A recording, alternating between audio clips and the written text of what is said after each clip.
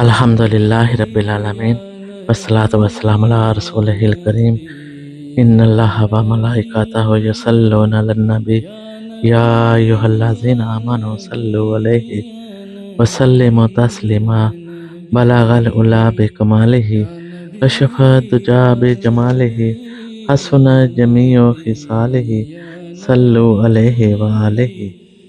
ارشاد باری تعالیٰ ہے، قسم ہے فجر کی، قسم ہے 10 راتوں کی، اور قسم ہے جفت اور طاق کی، اور اس رات کی جو گزر گئی، کیا ان میں عقل مندوں کے لیے کافی قسم ہے۔ حضرت ابن عباس رضی اللہ تعالیٰ عنہ کے نزدیک فجر سے مراد نماز فجر ہے، اور 10 راتوں سے مراد ذوالحجہ کا پہلا عشرہ ہے۔ ذوالحجہ کی 10ویں تاریخ عید الاضحیٰ کی صبح ہے۔ 10 راتوں سے مراد عید الاضحیٰ سے پہلے 10 راتیں ہیں۔ آقا حضور صلی اللہ علیہ وآلہ وسلم نے فرمایا، 10 راتوں سے مراد ذوالحجہ کا پہلا عشرہ ہے۔ حضرت ابن عباس رضی اللہ تعالیٰ عنہ اور حضرت ابن زبیر رضی اللہ تعالیٰ عنہ نے بھی پہلا عشرہ مراد لیا ہے۔ ایک روایت کے مطابق ابن عباس رضی اللہ تعالیٰ عنہ سے رمضان کا آخری عشرہ منقول ہے۔ آقا حضور صلی اللہ علیہ وآلہ وسلم نے ارشاد فرمایا، رمضان المبارک تمام مہینوں کا سردار ہے اور ذوالحجہ بڑی حرمتوں والا ہے۔ آقا حضور صلی اللہ علیہ وآلہ وسلم نے ارشاد فرمایا، تمام دنوں میں افضل ترین دن ذوالحجہ کے پہلے 10 دن ہیں۔ آپ صلی اللہ علیہ وآلہ وسلم نے ارشاد فرمایا، ذوالحجہ کے پہلے 10 دنوں میں کیے جانے والے نیک اعمال اللہ تعالیٰ کا تمام دنوں سے زیادہ محبوب ہیں۔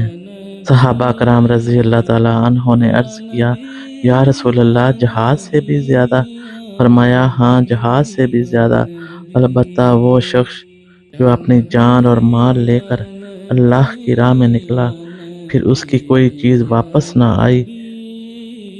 آقا حضور صلی اللہ علیہ وآلہ وسلم 4 چیزیں کبھی ترک نہیں فرماتے تھے: عشرہ ذوالحجہ کے روزے، عاشوراء 10 محرم کا روزہ، اور ہر ماہ کے 3 روزے، اور نماز فجر سے پہلے 2 سنتیں۔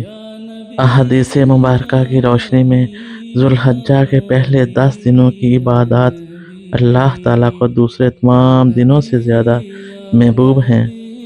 اس عشرے میں ایک دن کا روزہ 1 سال کے روزوں کے برابر ہے، اور ایک رات کی عبادت 1 سالہ راتوں کی عبادت کے برابر ہے۔ آقا حضور صلی اللہ علیہ وآلہ وسلم نے ارشاد فرمایا، جو اس عشرے میں روزے رکھے گا، اسے ہر روزے کے بدلے 1 سالہ روزوں کا ثواب عطا کیا جائے گا۔ حضرت عائشہ صدیقہ رضی اللہ تعالیٰ عنہ روایت کرتی ہیں کہ آقا حضور صلی اللہ علیہ وآلہ وسلم نے فرمایا، جس شخص نے عشرہ ذی الحجہ کی کسی رات بیدار ہو کر عبادت کی، اس نے گویا سال بھر حج و عمرے کا ثواب حاصل کر لیا، اور جس نے اس عشرہ میں 1 روزہ رکھا، اس نے سال بھر کی عبادت کا ثواب کما لیا۔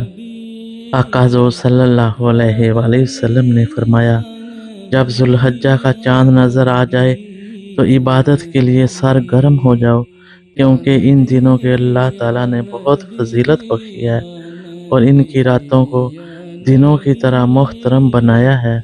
اگر کوئی شخص اس عشرے کی کسی رات کے آخری پہر میں 4 رکعت نماز پڑھے، اور ہر رکعت میں 1 مرتبہ سورۃ فاتحہ، 1 مرتبہ معوذتین، 3 مرتبہ آیت الکرسی، 3 مرتبہ سورۃ اخلاص پڑھے، نماز سے فارغ ہو کر دونوں ہاتھ بلند کر کے اللہ تبارک و تعالیٰ کے حضور یہ دعا مانگے، اے عزت و جبروت کے رب، تو پاک معبود ہے جو ہمیشہ زندہ رہنے والا ہے، جسے کبھی زوال نہیں۔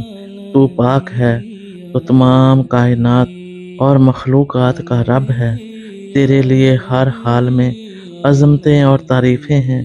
اے اللہ، تو سب سے بڑا ہے، ہر قسم کی تعریف تیرے لیے ہے، تو بابرکت اور طیب و طاہر ذات ہے جس کی قدرت جلال ہر جگہ محیط ہے، یعنی تیرا علم ہر جگہ موجود ہے۔ اس کے بعد جو چاہے دعا مانگے، ایسے شخص کا ثواب اس کی مانند ہے جس نے بیت اللہ کا حج کیا ہو اور آقا حضور صلی اللہ علیہ وآلہ وسلم کے روضہ پاک کی زیارت کی اور اللہ کی راہ میں جہاد کیا۔ یہ شخص اللہ سے جو دعا مانگے گا وہ قبول ہوگی۔ اگر وہ اس عشرے کی ہر رات کے آخری پہر اسی طرح 4 رکعت نماز پڑھتا رہے تو اللہ تبارک و تعالیٰ اسے جنت الفردوس میں داخل فرمائیں گے اور اس کا ہر گناہ معاف فرما دیں گے، اور اسے کہا جائے گا کہ اب از سر نو اعمال کر۔ جب کوئی یوم عرفہ کا روزہ رکھے، اس کی رات عبادت میں بسر کرے، مذکورہ نماز اور دعا مانگے تو اللہ تبارک و تعالیٰ کے حضور بکثرت گریہ زاری کرے تو اللہ تبارک و تعالیٰ فرماتے ہیں، اے میرے فرشتوں، تم گواہ ہو جاؤ کہ میں نے اسے بخش کر حاجیوں کے ثواب میں شریک کر لیا ہے۔ اس مومن کو مذکورہ نماز اور دعا سے ملنے والے انعامات پر فرشتے بھی خوشی کا اظہار کرتے ہیں۔ اللہ تبارک و تعالیٰ ہمیں ذوالحجہ کے پہلے عشرے میں ان تمام اعمال پر عمل کرنے کی توفیق عطا فرمائے۔ آمین ثم آمین۔ جزاکم اللہ خیر و احسن الجزاء۔ السلام علیکم ورحمۃ اللہ وبرکاتہ۔